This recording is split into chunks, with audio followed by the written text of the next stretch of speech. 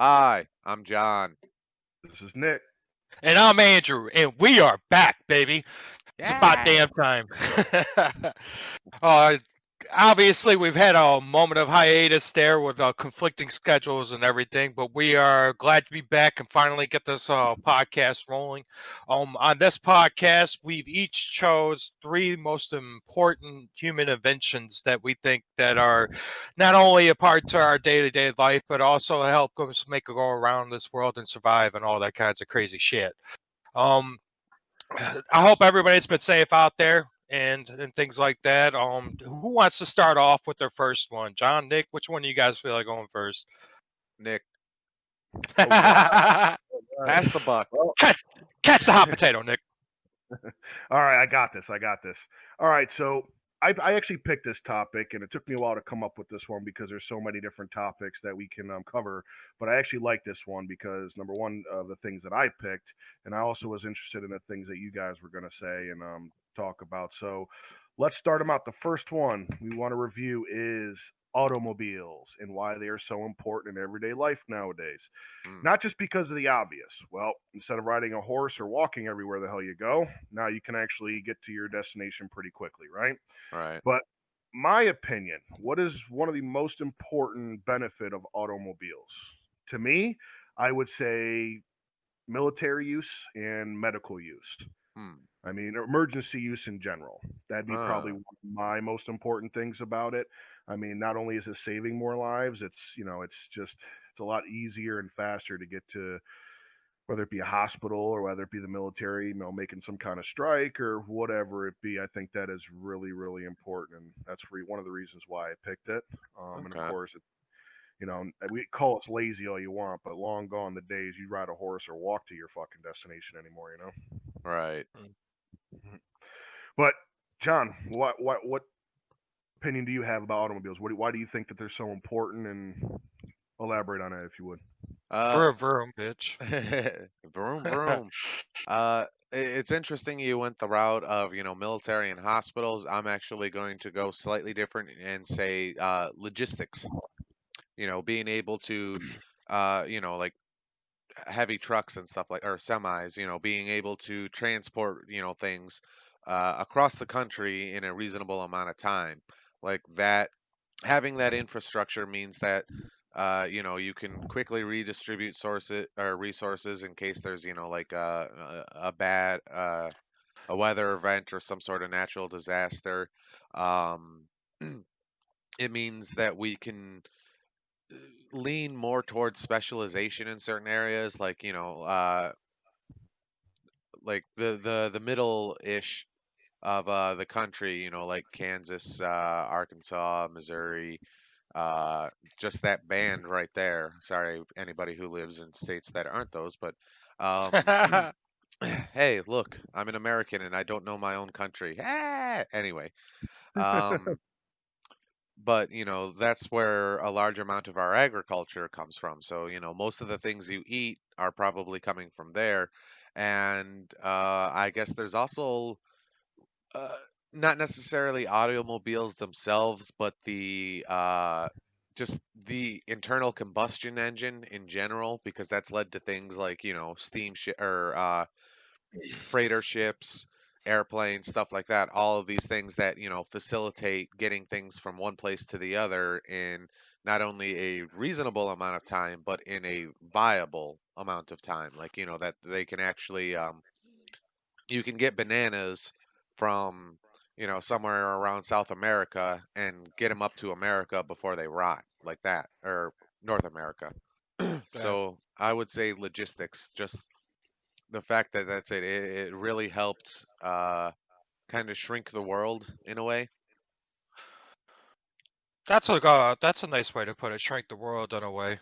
It's kind of weird that the fucking automobile came out pretty much right when the fucking airplane came out. Like, how it's back to back like that, because usually like in the military before automobile and airplanes are here, you moved as fast as your slowest people in the army, like Right. whatever your military standpoint is. Like that's how fast you moved. And I remember like that's one of the reasons why the Mongols took over Asia so much, is because they all moved on horseback. So their slowest person was on horseback. That's how they moved forward. You know what I mean? Mm-hmm. So Mm. when we got the car, we're like, hey, now we can actually start moving in people military a little bit faster. And the plane's like, hold my beer, bitch.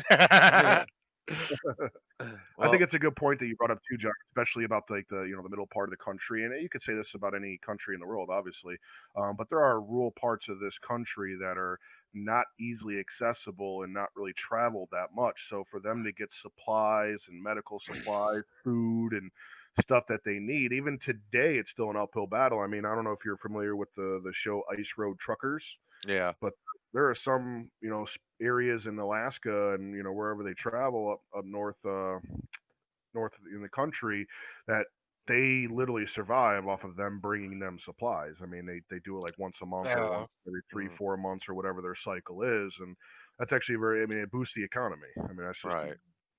the Yeah. best way to There's put it. also another thing to point out there too, is that the automobile was a huge jump into the Industrial Revolution.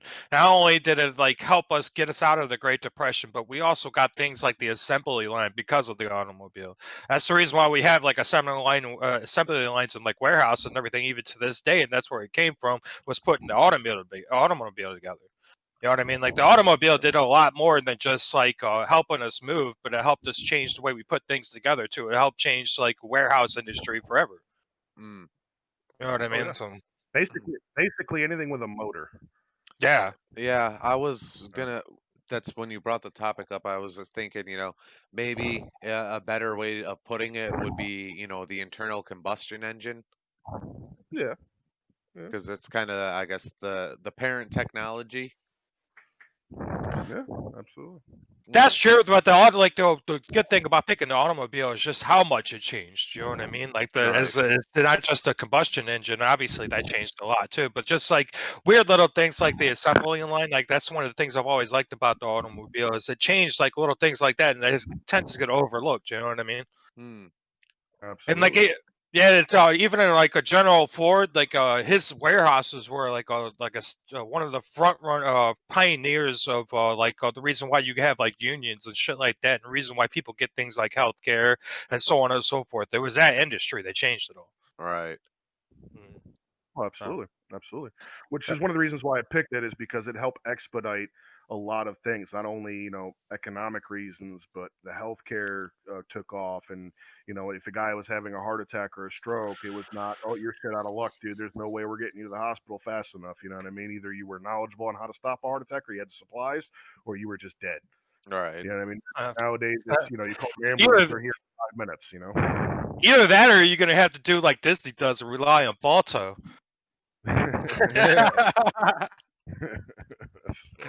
Yeah, I'm even ashamed for making that joke. Don't judge me. Sorry, I can't make that promise. Yeah, that's all good. What about Mm. you, John? What's one that you got for us? All right. Let's Well, go, John.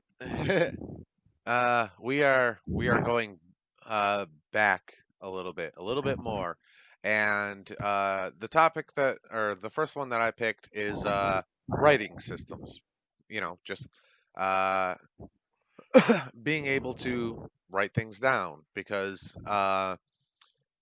when the only way you can pass something down is through the oral tradition, people telling other people basically from memory or stuff like that. Um, there's a good chance of that getting lost, and there's also the potential for. Uh, are you guys familiar with the telephone game where you tell somebody something and then they add something to it, and the rumor comes around? Yeah, yeah, I am. Have you heard of it, Nick? No, I have not actually. Well, what Enlighten it me. is like what it is like one person, like everybody's standing back to back, not back to back, but front front, back, like that. So you can't see the person behind you. And somebody at the one side of the line will tell something to the other person, and it'll keep going through the line like that. They'll just whisper in the ear. And by the time you get to the end, usually more times than not, it's become the one weird ass phrase. Like you'll start the phrase off saying like, I gave a monkey to a banana, and it ended up being like I got a banana in my bum, like some shit like that. You know what I mean? See what you mean. But Yeah. there's the potential for that, which when it comes to any kind of uh, anything more advanced than like simple tools like axles, wheels, shit like that. There's a lot of information that can get lost, and the human memory is failable. I mean, let's face it, I forget shit all the time. But that's it. Just being able to write it down and give it a certain more permanence is just a huge advantage, and it's genuinely how I think we really got anything done as a species, is just having more reliable ways of transmitting that information. Right. We definitely wouldn't have made it as far as we made it without the rating system. Mm, Without a doubt. You know what Well, I mean? Like obviously now we got where you can record things and stuff like that, so that changes it. But like for literally all of human history, that's all it's been how we've transferred knowledge onto one generation to the next is rating system. mm, Well, what's interesting about it, I mean, without it, I mean, think about it. How much you would make the same mistake over and over and over again, and everybody would have to keep learning from that same mistake before they realized, what was going on or how to actually fix whatever they were trying to fix, and so on and so forth. But I think it's very important that over the course of history, whether it be the Egyptians and all the way to Greek and all the way to our American history, things that have been wrote down and expressed in history is pretty much got us to the point that we're at today. Without that, again, we'd just be keep repeating the same thing over and over again, and we'd be looking at each other with what's going on. You know what I mean? So I right. think that's important. We can And finally start writing down all our dick jokes too. well, coincidentally, do you know what the first writing systems were used for? um, it was for the religious purposes, wasn't it? Nope. Well, no, then I'm curious. I don't know. Wrong. Beer. What? Did you say Beer. beer? Beer or fear? Yeah, I've Beer. heard of that before. Yeah, I've Uh, heard of that before. it's widely thought, as far as I know, that the Sumerians created cuneiform, which cuneiform is one of the oldest writing systems that we know of, to track the production and distribution of beer. Hell yeah. That's the way you gotta do it right there. It's the most important thing. Uh, That's very, very interesting. Sad, but very, very Yeah. interesting. I was gonna bring up the Sumerians too, and I completely forgot about that little factoid. It's one of those But just random things I absolutely love. yeah. You got everything. Like, just imagine, like, you're a Sumerian and you're living in, like, just like, and you're back to before you have, like, literally nothing. You don't even have, like, pen and paper, nothing. Like, you just got the, hey, ooh, ah, I'm able to write words on stone. What should we Mm. write down? How to take care of children? No. How to pray to God? No. Beer recipe? Got it.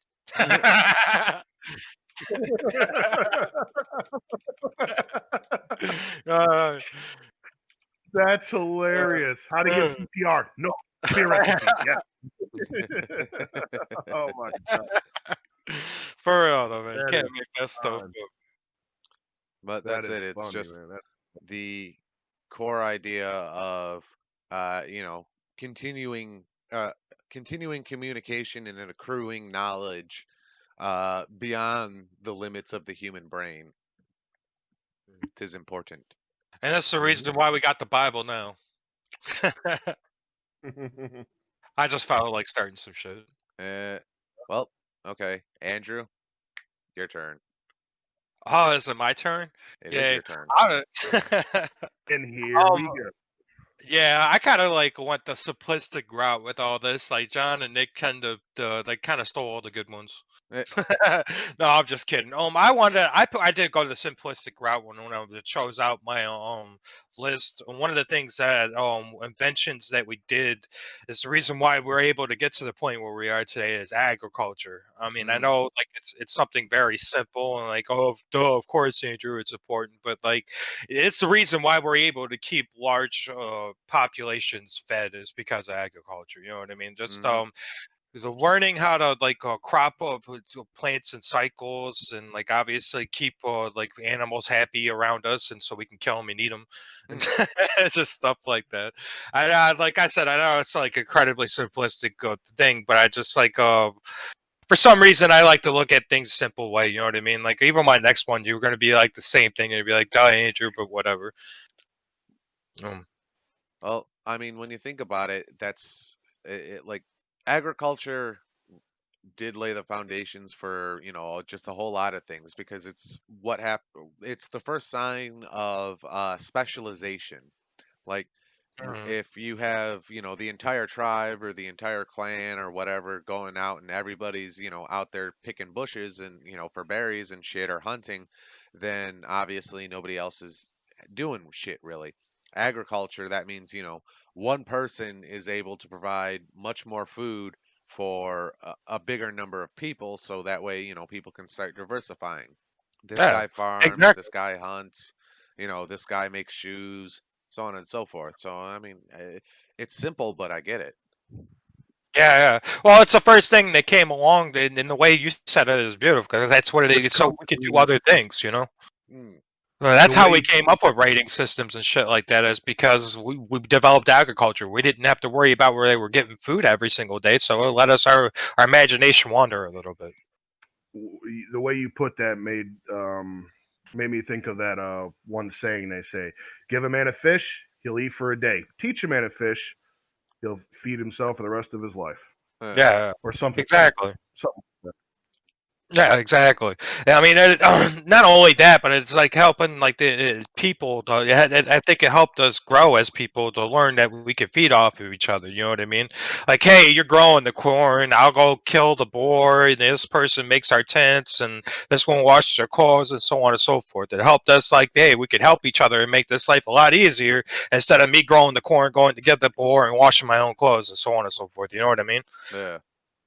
and I mean, like I it's said, funny how it's far really simplistic, but at the same time, like I don't think it should be overlooked. we came from, helping each other. Like you said, Andrew, one person Mm. makes the corn, the other one, does the laundry, and now we're fighting over toilet paper. Yeah. And then it gave us time so we could write down beer recipes. Eh, She well, and I guess kind of just to comment broadly, uh, to do a criticism, simple doesn't mean bad. Simple just means simple. Yeah. Yeah, that's very true. Mm. How about you, Nick? You got a little bit of a more complex one? Very true. Sure, kind of. I mean, the one I'm going to bring up now is kind of a good thing and a bad thing depending on who you are, because there's many people out there that like completely disagree with it. They think that's the most evil thing in the world, and I find it a little ridiculous. But my next one is going to be vaccinations, and why they are important. Now, there's a lot of people out there that say, vaccines are nothing but, to, you know, fill you up with a bunch of bullshit and kill you and, give you a short-term life expectancy, all this, whatever they think, right? Mm. But they have no problem going to the drugstore and buying every drug over the counter, aspirins, Tylenols, and cold medicine and all this. Now, one would say, is it that much different? Of course it is, because of, depending on what you're getting a vaccine for, but it's all still drugs. I mean, if you really break it down to it, it's all still drugs. And I find it ridiculous. Vaccines, they save millions and millions of people a year. Okay, they're super important. I mean, could you, for example, the measles? I mean, if you didn't have a vaccination for measles, I mean, people would be dropping like flies, right or wrong. Yeah. Right. You know what I mean? So it's like I can't understand the logic on why people completely disagree with them, whatever their political reasons, or they're that conspiracy theorist type person or whatnot. It just blows my mind that you don't see the Uh, good in vaccinations. It really does. My favorite one's the one with Bill Gates. Mm, I'd actually Or- like to just add something. Fairly recently, it's presently September 21st, whenever, or this should be up in a couple of days. But anyway, within just this month, um, Africa finally declared itself polio free, like the whole goddamn continent. Yay! And the reason they could do that, vaccines. So Power here's a triumph. science. It just it blows my mind, man. It really does. And good for Africa, by the way. I mean, Mm, I'm very glad to hear that. I mean, it's saving lives, and that's such a good thing. It's it's vaccinations are so important to our species. I mean, if you could really pinpoint another most important thing, vaccines is the top of the list. I mean, there's really nothing. I mean, like the automobiles, could we really live without motorized vehicles? Yes, we could. Could we really live without agriculture? Obviously not. But yeah, you can go hunt and get your own food and all that. You can do that yourself if you wanted to. Of course, it'd be a pain in the ass. But vaccinations, I mean, that's on the top of the list. That's right there with just about anything you can really compare it to. mm, yeah, I'd say that's fair. Yeah, me too. Smallpox is another one, dude. Smallpox was fucking wiping people out until they got a vaccine. Like it's scary to think where some of them would have gone if they never got a vaccine. Like everybody's like, I think that's an appropriate time for this topic too, because everybody, like I just said about the Bill Gates thing, like they're saying that they're trying to make a vaccine for this COVID-19, and like everybody's like, oh, they're just trying to do that so they could like mess with your system or whatever, or try to kill you or create autism for your kids, etc., etc. Like I don't understand how you're going to listen to the science of legit everything else in your entire life, from like the automobile that you drive to the phone that you use to the central AC that you like everything, but you're not going to listen to scientists on vaccines when they say there is no direct cause to the negative side effects to these vaccines. Like I don't get it. Let's It face it. Let's face it. There's many people I don't listen to science. Okay, there's Hmm. many don't. Not just And about vaccines, just about anything. I mean, it's ridiculous. if I might beg your guys' indulgence and have a moment on a soapbox. okay. In the 1920s, I believe it was, there were newsreels celebrating, the smallpox vaccine that came out. There Uh were lines wrapped around hospitals of people going to get in or go in and get the vaccine.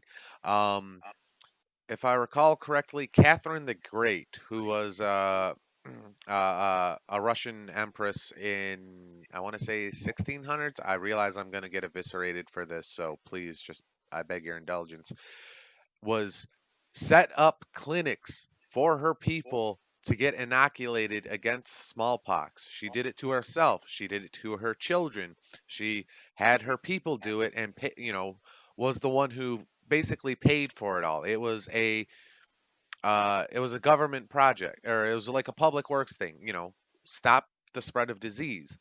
And uh now people have the fucking audacity to be here and like, oh, vaccines cause this, oh, vaccines cause that. Now, don't get me wrong, there are people who do have sensitivities to vaccines and can possibly have, major allergic reactions. This is a thing. I will admit that. But that is such a small percentage of the population, and we owe it to those people who can't get vaccinated to get vaccinated if we can, because herd immunity. If it can't infect us, there's a good chance that it won't get passed to somebody who can't get the vaccine. Don't just think about yourself, think about other people. Yeah, you get those dumbasses all the time too. Well, vaccines work. I shouldn't need one. Like, uh, well, brains work, but you still got one. You know? Fucking dumbasses. Oh, and Yeah. Yeah, that's well said. Mhm. well, I mean, that's, you know what, I will just step back. Thank you for your time. I agree with you 100%, man. Like we were just talking about smallpox or polio or what measles or whatever, whatever diseases hit us. I mean, if we're gonna survive it, like one of the two ways, we're either gonna survive it because somehow our immunity's built up to it, or you get big vaccines. Hmm. Like I didn't like go right before this epidemic. Didn't New York had like a huge measles outbreak because I had so many like pro leftists there that are just like so against the vaccine or whatever, and like the measles just started popping back up and killing kids again. Like fucking Uh, stubborn people, man. well, that's it. There's there's some rampant or not anti-election or anti-intellectualism, but pseudo-election elect English. Can you speak it? Apparently, you can't. Pseudo intellectualism that's running rampant. Most people think that, they know better than people who do things for their jobs, like doctors when it comes to a highly contagious and infectious disease, or, uh, people who argue with mechanics, or, in my line of work, I have people, just today, I got into an argument about uh, this guy's grass because he thought he knew better than I did, despite the fact that I do it, 11 hours a day. It's just like, uh, why is it so hard for people to accept that there might be someone out there who knows more of a fuck than you do when it comes to things? Ego, I, my friend. Ego. Yeah. I would just wish people would just legitimately listen to the science about it, because all the questions that you want to ask about, like if there is danger to this vaccine, you can find out. Like this is not like hidden knowledge. Like scientists are not sitting there like, no, we do the work and you just listen to us. They literally post all their shit online. Mm, You could hop on Google Scholar anytime you want and read multiple like studies done and like by multiple very smart people. Like you gotta sit, pick and choose like which scientists you want to listen to. I mean, like I understand like all of them have different points of view and shit, but like if 8 out of 10 of scientists are saying something, then more than likely that's probably the case that it's right. mhm. Um, um, before we get to Well, it's probably and don't I get was me about to wrong. say before we get too long where we're just like bashing all the anti-vaccine people out Mhm. there. Gonna get a bunch of dislikes from this. We're gonna get like 50 dislikes for a bunch of fucking conspiracy theorists out there. Uh, Conspiracy theory people, I hear you guys are my people. I'm warning you. Don't worry. I will give them this though, guys. I mean, you watch the commercials all the time on the new drugs they have come out for whatever whatever reason, whether it be HIV prevention or migraine prevention. Any commercial you see at the end of the commercial for the drug that they say, they give you so many side effects. They say if if you see yourself getting fever and then nauseated, and then they go, this may cause complete death, fatal. And then they say, have a good day. And then they go to the next commercial. I mean, they do it really fast. So I understand the skepticism, and the way you got to kind of look at it is the risk and reward. Like you said, any drug they come out with is tested. It's purely vetted. So I mean, they know all the side effects. They put all the research online, or you can ask your pharmacist, you can ask a doctor, what are the side effects. I mean, you can find, this is not secret. You can find Yeah. out how it will affect you yourself before you even take it, and it's all about the risk and reward. You either you want the benefit of being protected from whatever disease you're taking that for, or B, you take the risk of dying because of that disease. You're completely just neglecting it. You know what I mean? It's a risk and reward thing, and obviously for obvious reasons it's more beneficial to just take the vaccination and take the drug that you need to prevent illness, disease, whatever it may be. It just makes a lot of sense. mm. I agree. With that being said, John, what's your next one? Okay, so this might be revealing of a theme when it comes to the three things I picked, but the second one I picked is the printing press. And why the printing press? Because, okay, if writing systems gave us the ability to transmit knowledge through the ages, basically, the printing press is what gave it to the masses. This is what allowed, everybody to have access to knowledge and stuff like that. Because that's it, books were cheap, or books were expensive and hard to make and stuff like that. And You could even go back a little bit further and say making paper was more important than the printing press.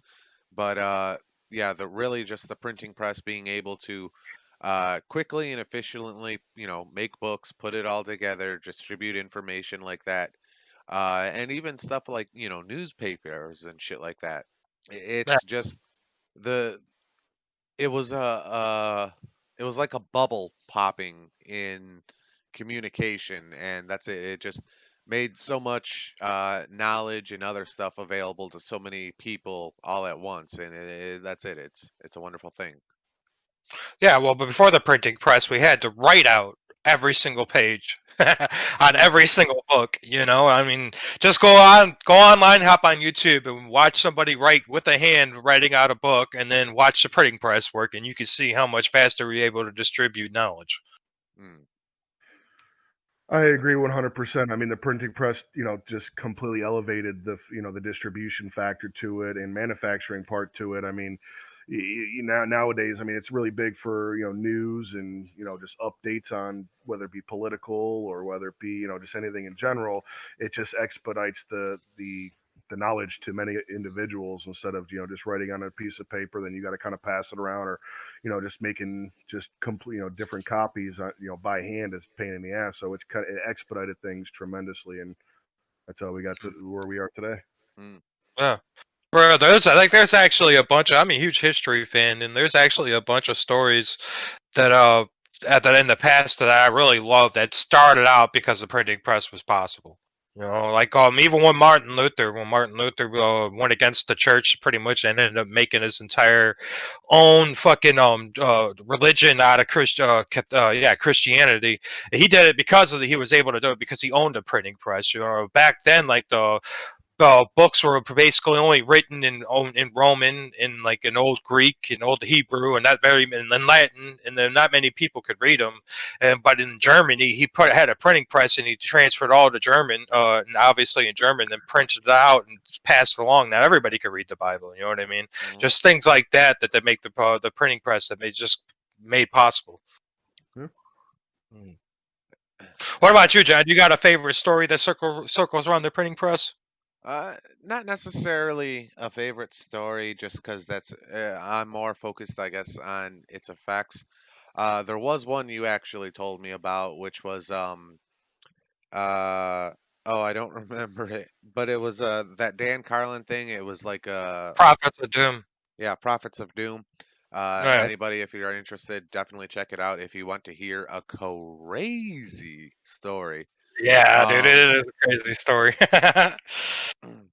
but Well, that's it. Just it's interesting to look at history, before and after the printing press, because you'll notice after the printing press it gets a little more chaotic. It gets a little crazier. Yeah, all that's right, very true. I want to back this The up. way You where they're can't. able to pass about the information. Right. I want to back this up. You can't leave me on a cliffhanger because I know nothing about what you guys were talking about by the story you were talking about, Andrew and John. So give me the short version of it. What's the story? Uh, okay, so long story short, the printing press is invented in a small town in Germany. They take this the Bible that they got, the Gutenberg Bible that was printed, and they basically make a crazy sex cult. Uh, It didn't start off as a sex cult. well, It just started off as a regular old cult. that's kind of where it ended up, but Yeah. that's it. It was just this town that went absolutely crazy because of the invention of Protestantism, Yes. which is the sect of Christianity that Andrew was talking about, and it was just kind of like that's it. It's People just actually Lutheranism, John. no, or Lutheranism came later. It was called Protestantism because of it was protesting ism, protesting the Catholic Church ism, and well, I don't know. I know that much, but I don't know the whole I don't know a whole lot of Christian history, so y'all have to forgive me on that. But that's it. It was oh yeah, the sect that we're talking about in the whole Dan Carlin thing, that was considered Lutheranism, even though Martin Luther himself was like, y'all fucking up, dudes. Yeah, I thought it was the start of Lutheranism, but basically all it was is that he transferred it over to back in Germany back then. The only copies of the Bible people had was in Latin, and the general layman's man couldn't read Latin, so they Mm, basically had to take their word off of whatever the priests were telling them, and basically the priests were telling them like, "Hey, you're poor. God wants you to be poor and work for us." Martin Luther translated it all in German and used this printing press to get it out there in mass population in Germany. And people ended up finding out, like, hey, hold up, Jesus never said that, you fucking bastards, been ripping us off for years. And it just stirred up a bunch of shit. Like, it's a very long story. If anybody's interested in it, like we said, Dan Carlin's got a podcast called Prophets of Doom on it. It's a crazy story. It's one of my favorite stories in history because it pretty much has everything. mm. But I'm gonna have to check that out, man. I never even heard of that before, so I'll have to definitely check that out. it's a crazy podcast. Yeah, it's a fascinating story, honestly. Yeah. But it's interesting to me to look at the history right around the printing press because that's it. There is uh history just kind of gets crazy right around then just because that's it. The So much more has been given to the masses. And I would like to give you guys just a tiny tidbit of information. And most people think, way back in the day that only a very select few could read, which is actually false. By most accounts, literacy would have been about 50% um, for the population. There would have been one person in the house who would have been able to read for, any given family. And typically it was the women. Hmm. So chew on that. People I are. don't know.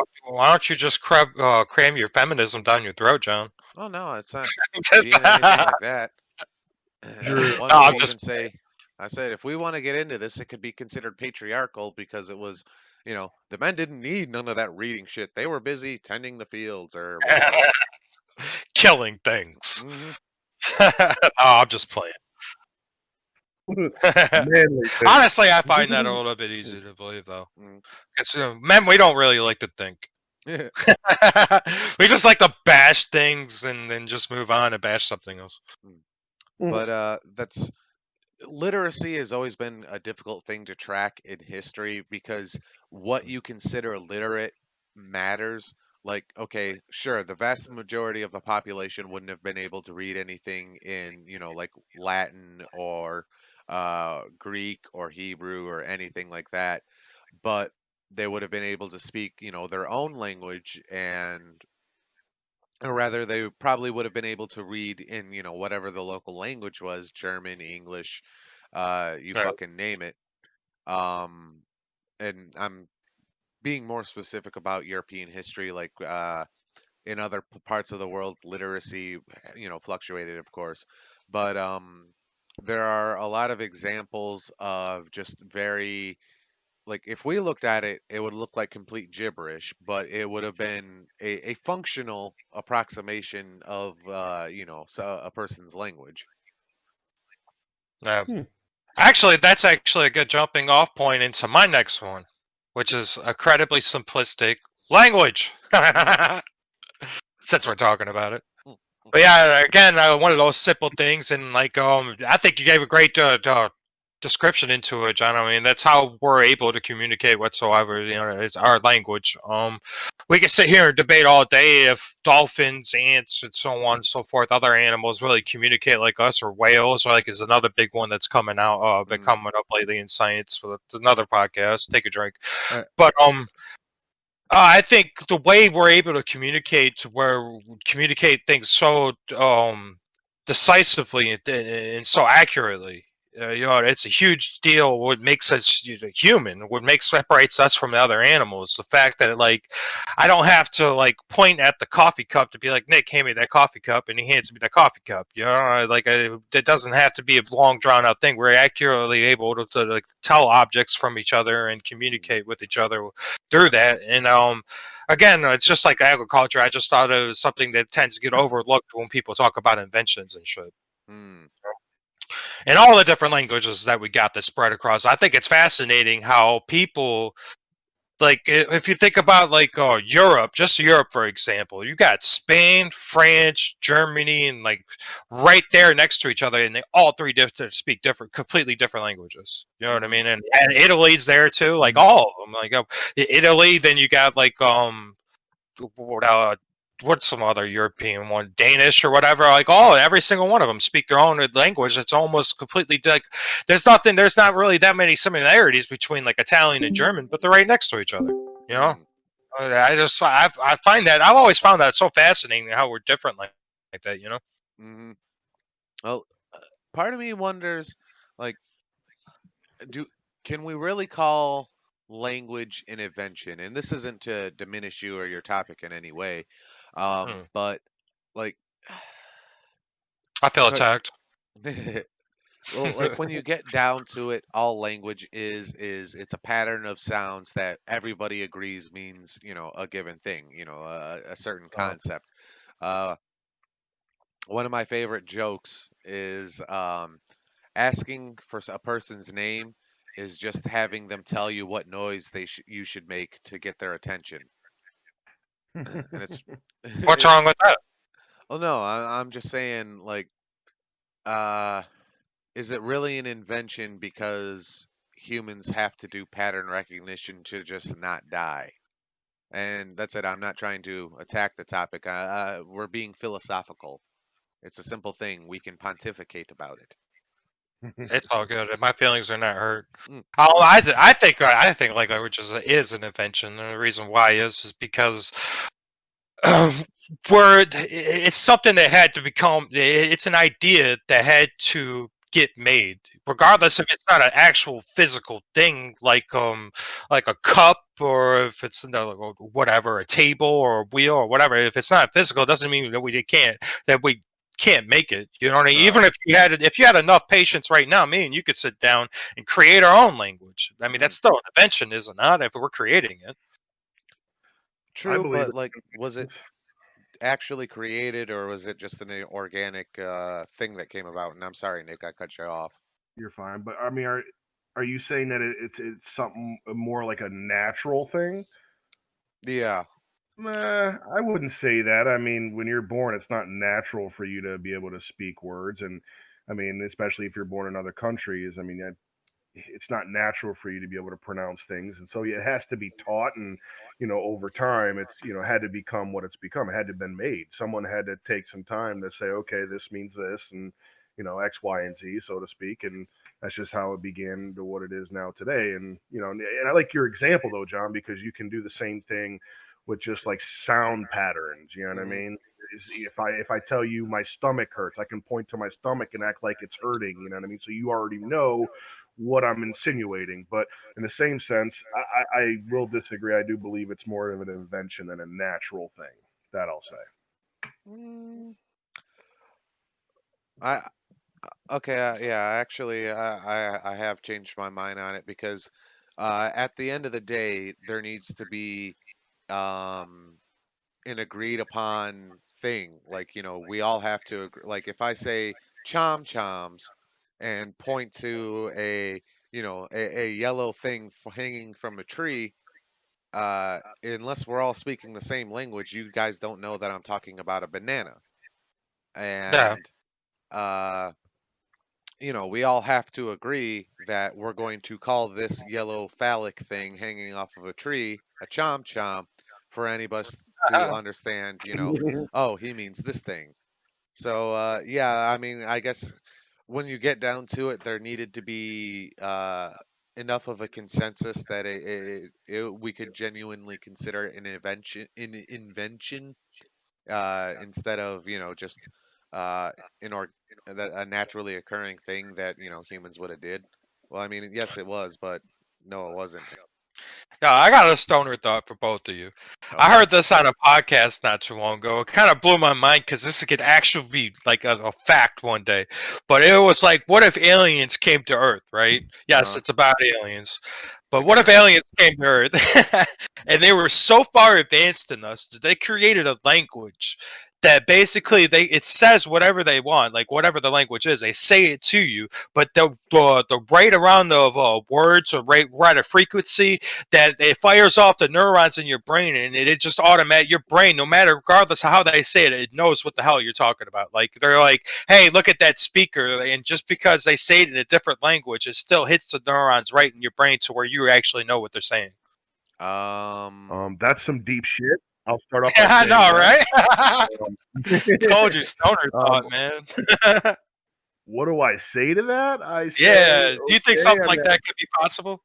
I'm after hearing, and I don't know much about this, everybody, so don't quote me, don't unquote me. But after hearing about what this neural link that Elon Musk is coming out with, I don't think that's not possible at all. I fully believe that it's possible. I have no doubt in my mind that that is absolutely possible. But I don't know what else to say to that. I mean, that'd be amazing. That's for sure. I'd be kind All of right. freaked out. The guy's not even talking, and he's like in my head telling me what he wants. Like, what? Oh, whoa, whoa, whoa.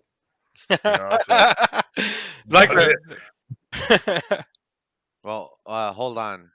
The way I understood it is that they say something, and the way it just hits your brain, like they actual like I guess to clarify, Andrew, when you say they say something, is that they are making mouth sounds, but you can yes, understand it even if it sounds like complete gibberish.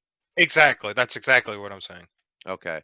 Uh, Like, like the frequency for they're able to talk in is just it goes straight from your ear to like the neurons in your brain to where your brain just knows what it meant.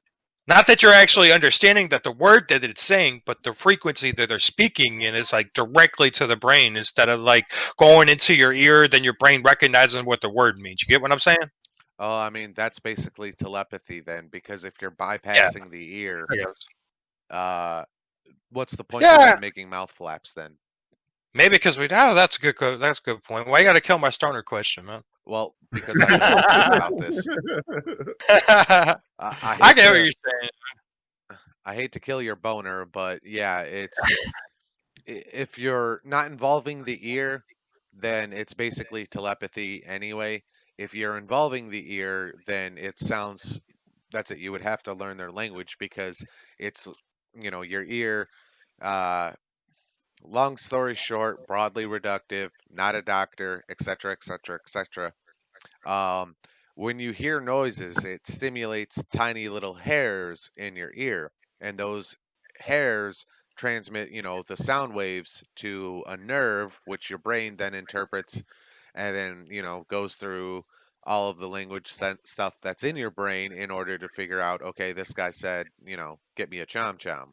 Well, yeah, but what if it was at a frequency or something like that, to where you just instantly recognized what it meant? It's not. Because That's if not you were a. like, I'm sorry, go ahead. It's not a frequency thing. It's not something that you can bypass because that's it. The way we understand language is that, these sounds mean this thing. And Uh, if you have to hear the sounds, there has to be an agreement that, blah, blah, blah, blah, blah means coconuts. Uh, and without that agreement, you're not speaking the same language, and just being able to speak at a different frequency or something isn't going to make the brain go, "Oh, he means coconuts when he says." Blah, blah, blah, blah." I don't know, man. It feels like there's endless possibilities out there. We're gonna find an alien species like that that talks like that one day, John. I'm gonna be like, see, I told you. Sure. Fair enough. All right, Nick. It's your turn, right? What you got next for us? Since John just killed my hopes and dreams. Mm. Debbie Downer. Okay, my last one of the night, and this one I feel is pretty important. I try to pick like important inventions, honestly. Not, and nothing to take away from you, Andrew, or you, John, but just really important to our, species in general and how it Mm, expedited, the way we live nowadays. But my last one is telephones. mm, Telephones. One of the reasons why I picked it is because, when I picked automobile, I explained to you guys how it expedited medical care and how it expedited our military and stuff like that, how it made a lot of life easier in that category. Well, telephones kind of did the same thing. mm, I mean, nowadays it's, if there's an emergency, I don't mean medical emergency, your family, your kid broke their leg at a park or, whatever, your girlfriend's sick, she needs a Tylenol or some kind of flu medicine, whatever. I mean, it's just a wide spectrum of it. I mean, telephones are really important for communications in general. It's very easy nowadays to be able to get out what we need to say, whether it be, just call a friend and vent to them, or whether it be, you see something on social media that your friend posts that's traumatic and you want to talk to them about it. I mean, it's just the communication, it's to where we're at today compared to, before telephones even were invented. It's just a very important thing. And that's, I work for a living on a telephone, so obviously it's important to me. mm, But yeah, it's just, it's this reason why I picked it is just, why it's important for communications in general. mm, Right. I agree with you, Nick. Like how John's like one of the printing press that he did that he came up with were kind of like pushed along the way we like spread knowledge and like spread information. Like I would say, like it would be like the equivalent of like walking to going on a horse, and then the telephones came along, and then it went from riding like walking, being on a horse to being in a car. You know what I mean? Like Mm-hmm. it's just it's like the way we're able to get the telephone made how we're able to get information across. So I mean that could be obviously before the internet came across. You know what I mean? Like now we have the internet, it's like a lot different. But when we had the telephone, like we could just call across. Like when like for instance, like one of the biggest like history things, history thing, one of the biggest incidents that happened in the century, last century, was the JFK getting shot. How did people spread that information? It was by telephone. You know what I mean? mm, Like, of course, people like you know what I mean. That's how the Mm-hmm. people like. Of course, they watched it on like on the news, and that's how they found out. It wasn't a direct phone call, but those people on the news, that's how they found out was through phone calls. mm, You know? Oh yeah. Just like we got a I mean, little I look at it history like geek this. thing out there. I look at it like this. Imagine back in the day before telephones even were a thing at all, and before you were even thought of. When you were going to your friend's house, like, you were getting ready, you left the house, you're going to your buddy's house, and the fucker wasn't there. What are you gonna stand there and wait for him to come home? I mean, that's what you had to do if you wanted to, get out what you wanted to say or do or whatnot. And nowadays, it's not only easier just for communication, but it makes it it helps with the time. It helps you manage your time properly. You know what I mean? You know when things are open, or you call, make a doctor's appointment instead of taking a whole day to take your ass to the freaking doctors and schedule an appointment in person. I mean, it just opens up the door for a lot of things to manage your time and just makes things a hell of a lot easier for you. mm, Well, I would like to think that before they they had telephones that they'd like send letters or something like that to go to make a doctor's appointment. At least I hope so. That would have been more efficient. Well, yeah, but I mean that's a pain in the ass. You send a letter, and 3, 4, 5 business days goes by. You gets there. Then they have to send you a Yeah, letter not back. kidding, right? By the time you get the letter and make your appointment, it's freaking 2 weeks. You know what I mean? And you It's like just fuck died of that. polio. Yeah, yeah. well, It's like, fuck that.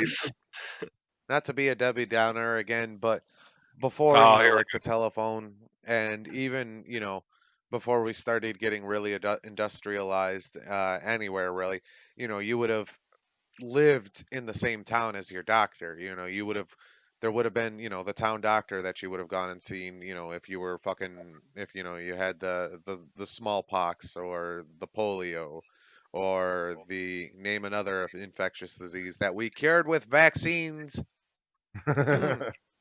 Just want to hammer that one in a little bit. But Just a little. all right. that's it. I guess it's or there's been a theme with yours, and it's been the expediting of information. Spreading it faster. Yes. Uh, and that's an interesting theme to take. I do like it.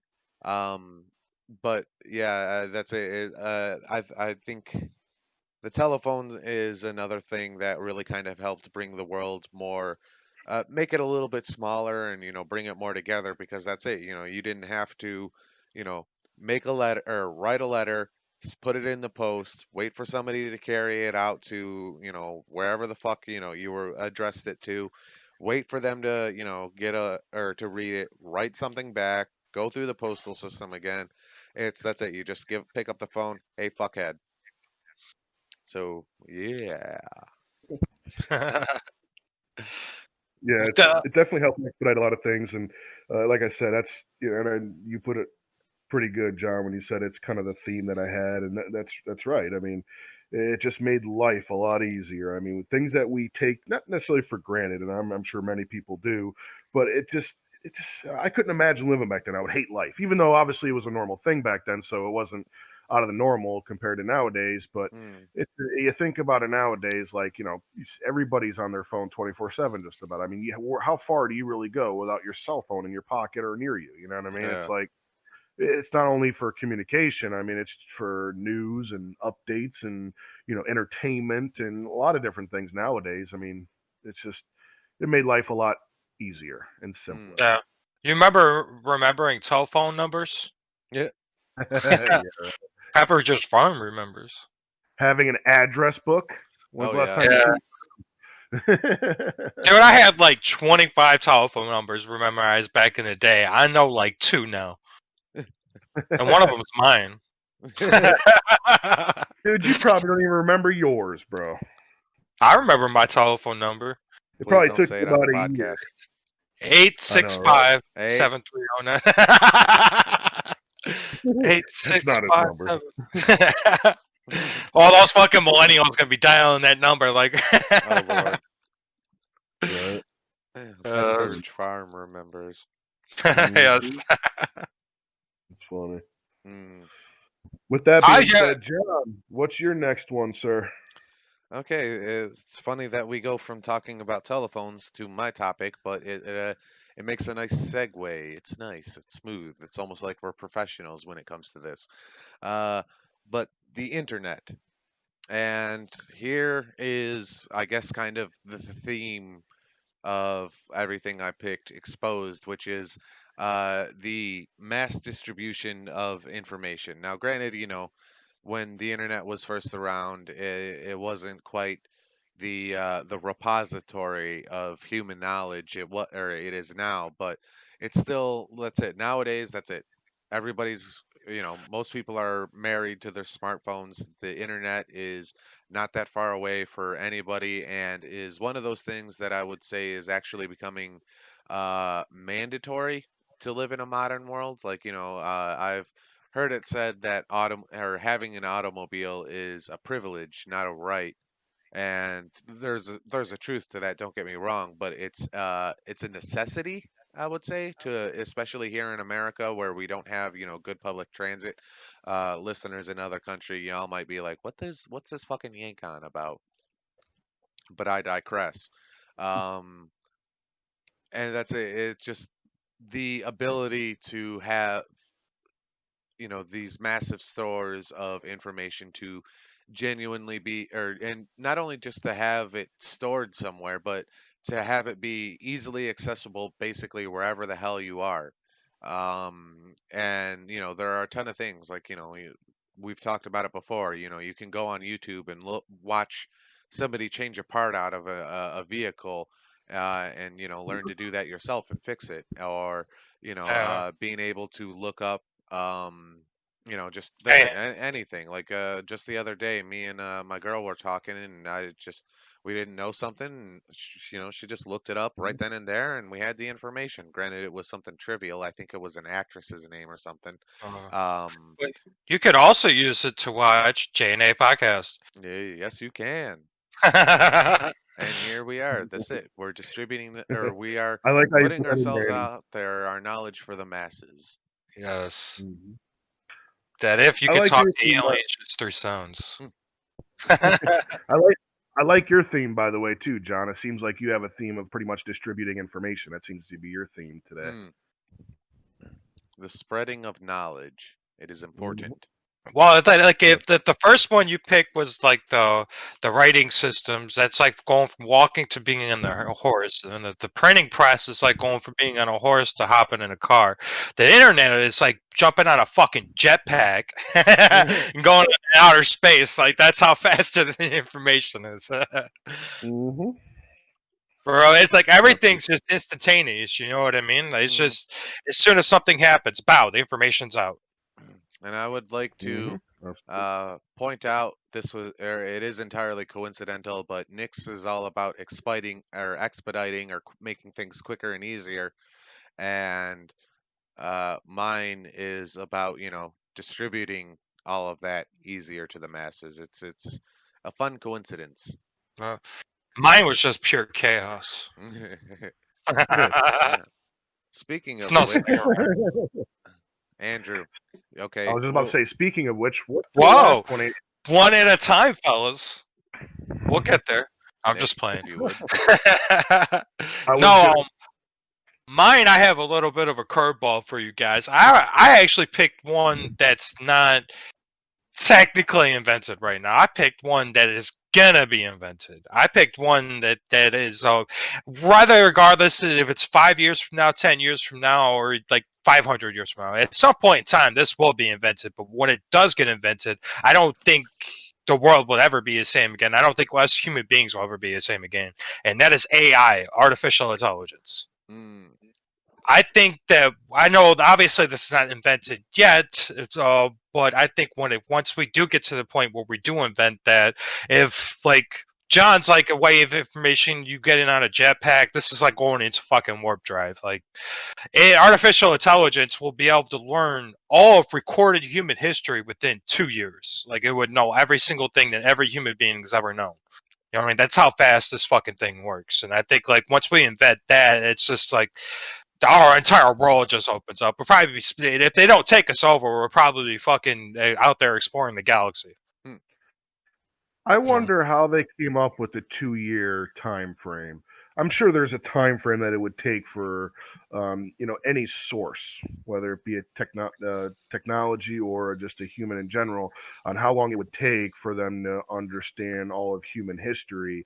But I'm very curious on how they came up with that time frame of 2 years. Because that's how fast the computer works. How the science behind it, I don't know. This is actually way more in John's wheelhouse than mine. Maybe he can answer that for you. Uh, okay, a couple of I would different I would I ways. would definitely like to know the equation that they come up. What's that? I was just saying I would like to know the equation that they how they came up with that specific answer. Okay. Again, broadly reductive, not an expert, yada yada yada. You guys know the drill. Um, but okay, let's just say, uh, hypothetically speaking, you had a text document on your computer, and it was just literally all of recorded human history. And let's Mhm. say that file size is, let's just go with some easy numbers. Let's say that was 1 gigabyte. Now, what the timeline that, or the way they're figuring it is, okay, how long will it take for the AI to process that information, index it, in terms of being able to where it's physically located in its hard drive and stuff like that, and then be able to readily access it from physical memory, which is to say, like a hard drive or something, uh, instead of just like reaching out to the internet or something to pluck the information out. And it would take the AI that's at 2 years to integrate that quote unquote 1 gigabyte of data. Would now I'd like to point out that it's probably several. Uh, it's a lot bigger than a gigabyte. Let's Oh, just throw that out there. yeah, Um, we're talking terabytes, which is 1036 gigabytes, which is 1036 megabytes, which is so on and so forth. Um, but that's with current technology, the way they would predict that, the AI would be able to process that information and then store it within its own internal neural network. Uh, I heard Elon Musk explain this great way. Mm, His cars that he uses to self-drive and everything. They're not even. This is not even artificial intelligence. Actual AI would work faster than this, but it gives you kind of an idea just how ridiculously fast these things read. His car, like he was explaining his car. Somebody was asking him like, "Hey, if your car starts like spinning out of control, it knows what to do to make up." And he's like, "No, no, no, you don't understand. The car's never going to spin out of control." He's like, if you're driving down the street and you take a blink your eye, bow, that's one frame, right? That car has got 1,000 frames within that blink of an eye. That's how many times it blinked and read something. By the time you just blinked 1,000 times, 1,000 frames. That's fucking insanity. That's like the Flash in DC Comics. Like, yeah, that's the time frame that the AI it's like just so ridiculously faster than us that we can't even comprehend how fast it truly is. Mm-hmm. No. So that'd be like I said, it's like going into warp drive, man. Like once we are like, as long as they don't take us over, like as long as these fuckers are peaceful. But at the same time, there's another aspect people aren't looking at it when this happens. Like the simplistic point of view of it is like you're actually creating life. It might not be a biological life, but it's life nonetheless. That's what artificial intelligence. It's life. You know what I mean? mm, Like I think that's I think if we do that, like I don't. Everything becomes sci-fi anymore. You know what I mean? Like it's just go and pluck in a sci-fi movie. Basically, it's got artificial intelligence into it, and the possibilities are endless. all right. Well, Absolutely. I would like to take a minute and be pedantic here. Um, we do have AI. There's an important distinction that needs to be made. There's hard AI and soft AI. Soft AI is like Siri on your phone. Hey Siri, look up blue waffle. I'm sorry if that, brings up anything bad for you, but I digress. That's Uh, nasty, man. What the fuck? that's soft AI. The kind of AI that Andrew's talking about is hard AI, and really what we're getting into is sentience. Something that is of comparable consciousness to a human, not just an in-depth computer that can rapidly access information. I would say a good comparison is any of our Star Trek or if we've got any Star Trek fans, the computer in Star Trek. That's a good example of uh, I would call it firm AI, where the AI can you know respond to things and stuff like that, but it's still it's not sentient. Like they don't ask the ship where it wants to go. It's not a living thing specifically, whereas an example of the kind of AI that Andrew is talking about, if anybody's familiar with Star Trek Voyager, it would be the Doctor. He is a sentient program. He has, his own desires, his own wills, his own ambitions, and he makes his own judgment. Yes, it's all based on computer algorithms and stuff like that, but the Doctor is very much alive in the poetic sense of the word. Uh, yeah, look, there's another popular one out there too. It's like about the Avengers movie, Ultron. No. Boom, that's AI. There you go. You know what I mean? That's the AI that I'm talking about. I actually didn't even know there's hard AI and soft AI. Honestly didn't even know that. Terrible podcaster. I selected the goddamn thing. I didn't even know it. But then like it's still life though. You know what I mean? It's self-learning. It's got emotions. It's got, like you said, it's got ambitions and shit like that. And Mhm. I think once, like I said, once we create that, dude, the world wouldn't ever be the same again. It would be the equivalent of aliens landed in the White House lawn. Which is, if 2020 is going to end, it's probably going to end like that. But that's it. It's very that's that's another whole other podcast. Take a drink, but yeah, there's been a lot of media too. Books, stories. Oh, there was this little movie that came out. It was kind of popular. Y'all might have heard of it, called The Matrix. That really kind of uh, the Matrix itself, the Matrix trilogy, that really didn't touch on the whole ethical issue. But if you watched the Animatrix, which is the prequels to the Matrix movies, they really touch on the whole. we have created something that thinks and feels in a similar way to how we do. How do we treat it? Is it lesser because it's, made out of circuits and made in a factory, uh, Uh, compared to, an organic being? And oh, I would also like to make one more Star Trek reference, because if I don't, some Star Trek fan that's listening is going to eviscerate me. Star Trek: The Next Generation, Data.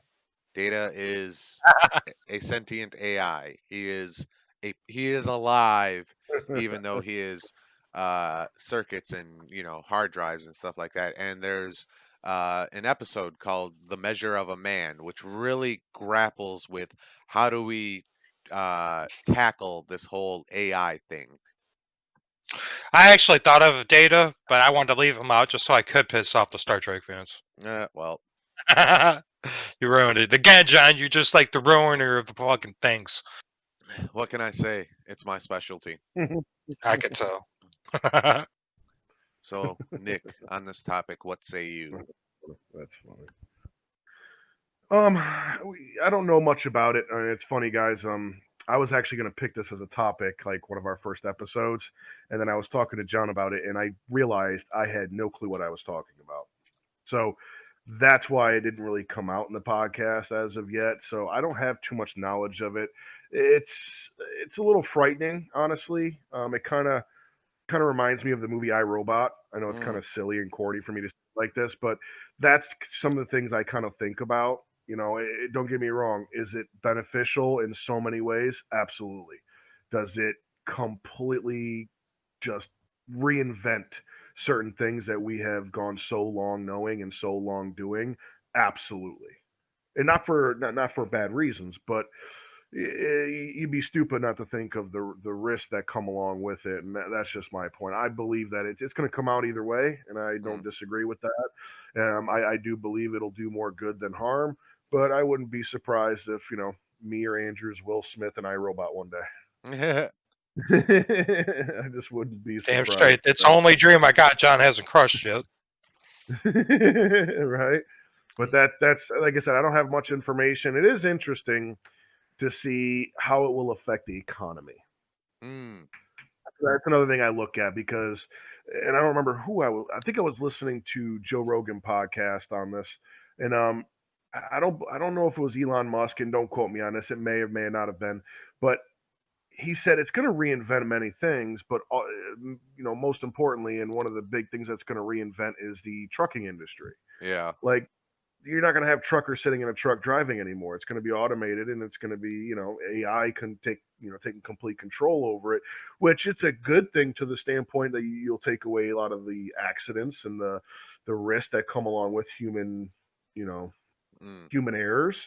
So I do agree with that, but I mean that's the trucking industry alone is a very big part of our economy, Yeah. and if you kind of just broad that out a little bit and just think of the things that it's going to kind of, I mean, banking.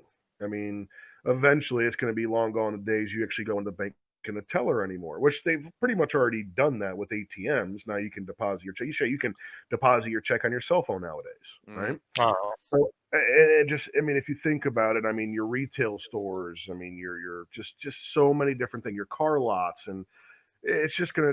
I don't know how it's gonna affect the economy, and some would say for the better because of what good use it will come to, and people can go after more important things. I don't disagree with that, but it's like I said, man, it's just kind of a wait and see type thing on what damages it actually does, not just logically or physically, but economically as well. It all Mm. depends. I'm very curious and interested to see what it does affect and what benefits it does reap, and one day we'll come to that. Hopefully soon, because I definitely want to see it in my time frame. Well, AI would make up a system to where we don't probably wouldn't even need the amount of jobs we have.